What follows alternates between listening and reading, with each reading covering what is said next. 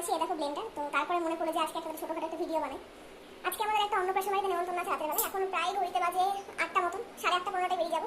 আমি তো ভাবলাম তাকে খুঁজে এসছে, রেডি হয়নি, ও বাইরে গেছে একটু। তো আজকে আমার আউটফিটটা কি তোমাদেরকে আমি দেখাচ্ছি। এই শাড়িটা আজকে পরছি।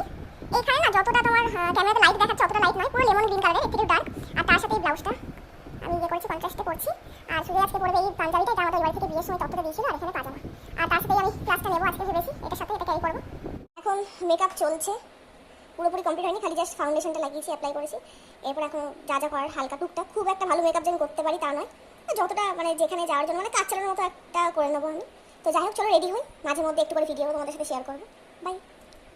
আমার যেটা মনে হয় সেটা হচ্ছে, ছেলেদের যেহেতু মানে কোথাও গেলে রেডি হতে সময় লাগে না, মেয়েদের তো লাগে অবশ্যই। মেয়েরা মেকআপ করার জন্য মেয়ে জন্ম দিয়েছে ভগবান, যাতে এরা একটু সুন্দর করে মেকআপ করতে পারে, সাজতে পারে। ছেলেরা বলবে এতক্ষণ ধরে কী করছো, তোমাদের হয়ই না। আমার দেখো 10 মিনিটে হয়ে যায়। তাই জন্য তোমরা ছেলে যে জলদি হয়ে যায়, আমার তো ওই জন্য মেয়ে, আমার দেরি লাগে, তাই না? হ্যাঁ, মুখের মেকআপ, আই মেকআপ হয়ে গেছে। খালি একটা যে কালারে সিঁদুর করবো সেই কালারে টিপ করে নেবো। আর মুখে সেরকম কিছু করবো না, এরকমই থাক। বাকি দেখি চুলটা হচ্ছে বান করবো আজকে অনেকদিন পর, দেখি কী করা যায়। এটা হচ্ছে আজকে আমার ফাইনাল লুক। জানি না কেমন হয়েছে, তোমরা কমেন্ট করে জানিও। নিজে যতটুকু পেরেছি এরকম মেকআপ করেছি, বাকিটা কেমন লাগছে অবশ্যই জানো। চলে যাই।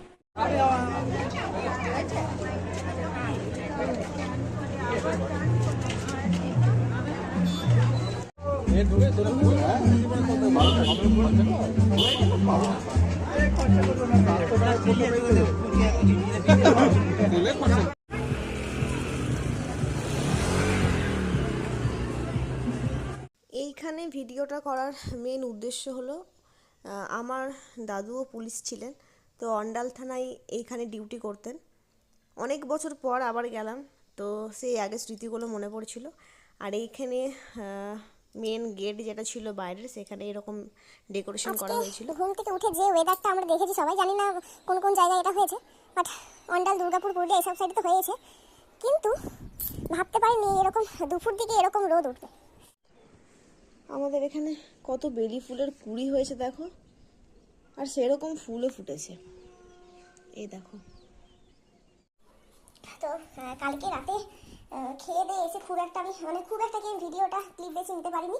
তার কারণ আমরা কালকে ওখানে গিয়েছি প্রায় 9টা 10 এরকম হবে।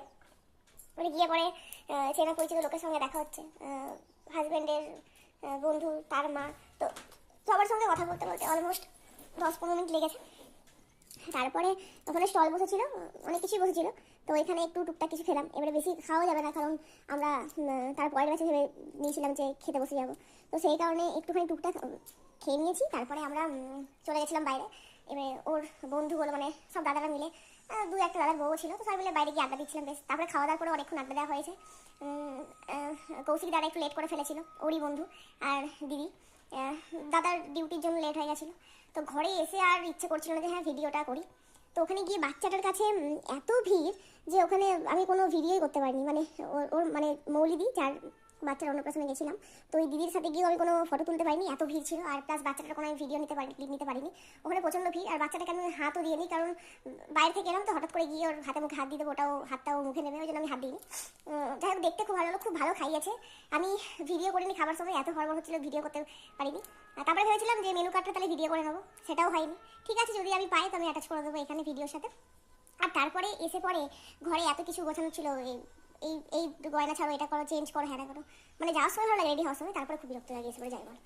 তো যাই হোক, চলো আজকে সারাদিন কী করছি টুকটাক শেয়ার করবো। কত বড় হবে জানি না ভিডিওটা।